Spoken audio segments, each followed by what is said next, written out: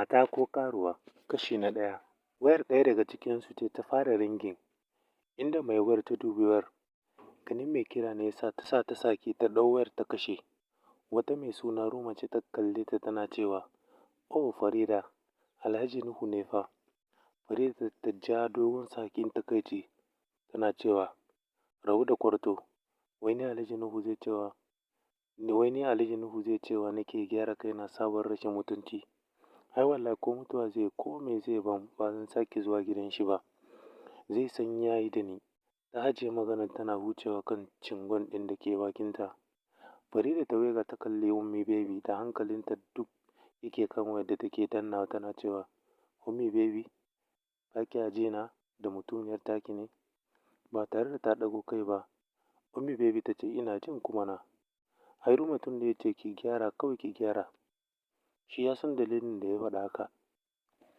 Farida ranta ya sake ɓaci da maganar Ummi Baby cikin fusata take cewa, "Me kike nufi Ummi Baby?" Ta ce, ni ba abin da nake nufi. Ai kin ma yi ƙoƙari domin kin daɗe kina tare da Alhajin nan. To ya sufa." Farida ta yi ajiyar zuciya sannan ta ce, da ni yake zancen ai."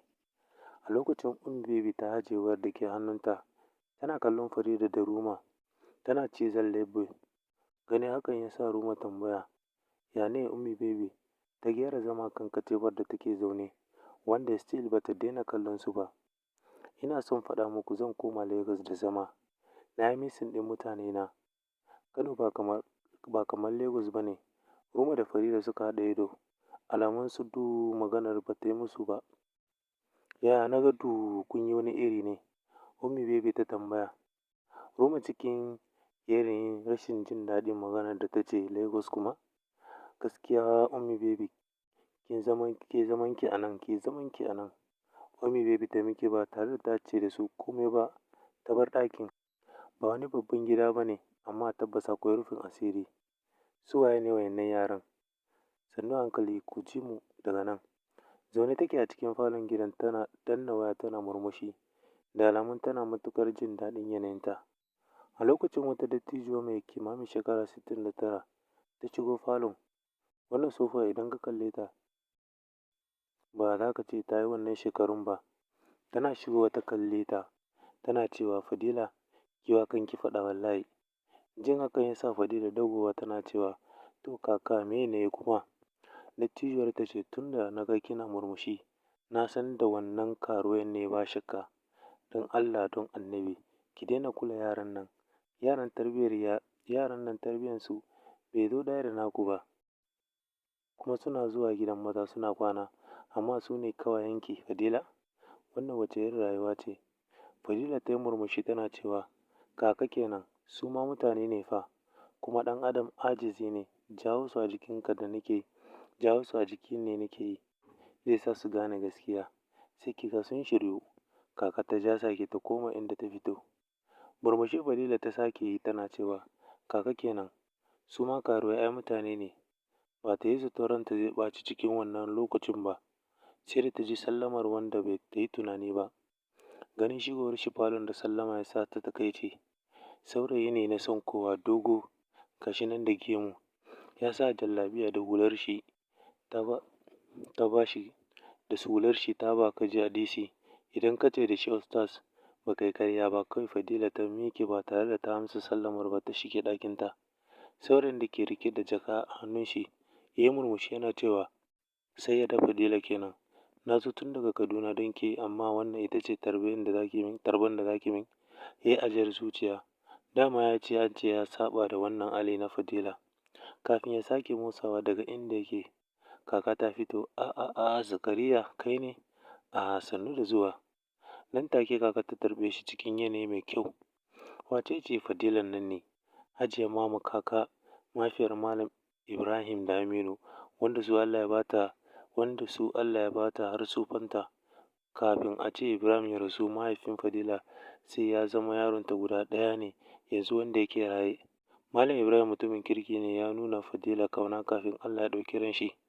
Daman mahaifiyar Fadila tana haifarta ta bar duniya, sai ya zama Fadila ta tashi gurin kakarta ne, wanda yanzu gidan da suke zaune na Fadila ne. Fadila na da ɗan hankali a idon mutane da kuma tarbiyya.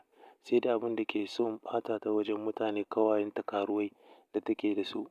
Ƙanin babanta Aminu ya iya ƙoƙarin shi domin ganin Fadila ta daina kula su, amma abin ya ci tura.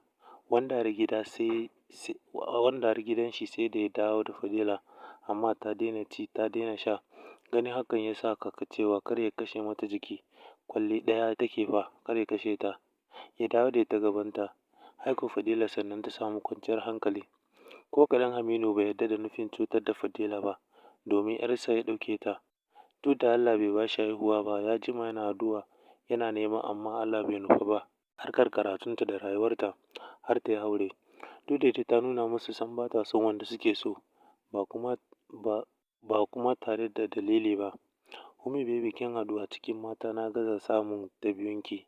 Hakan ya sa ba zan bar ki ba domin kowanne irin yanayi nake ciki, da mun haɗu da ke nake mancewa da komai. Duhu yana riƙe da ƙugun Ummi baby yake wannan maganar. Ta dube shi idanunta cikin nashi tana cewa Ambassador kenan. To idan baka rabu da ni ba, aurena za ka yi ko me? Hannun shi ya cire a ƙugunta, yana taɓa fuskarta da laushin fuskarta ya rikita shi yana cewa haka za mu ci gaba da rayuwa, amma ba na son kowane namiji ya kusance ki, ni kaɗai kawai. A'a, amma ka san ni ta kowace du ne ko? Inda zan samu kuɗi za a gan ni a gun. Kallon ta yi sama da ƙasa, sai a lokacin Ambassador ya sake kula da suturan da ke jikinta. Sauri ya cire hannun shi a fuskarta, yana rintsa idanun shi. Wow, sweet baby, ya faɗa yana ƙoƙarin kai hannu jikinta. Ainihin suturan da babu duhu ɗaya. Cikin hanzari Fadila take shiryawa, sakamakon ta yi muguwar makara a zuwa yunifasti. Kawai Allah take ta ganta cikin makaranta. Lokacin da ta fita ta ɓata lokaci ma kafin ta isa zuwa can. Zuwan tare an fito daga lecture, wajen firas ɗinta ta dosa da ta hangen su.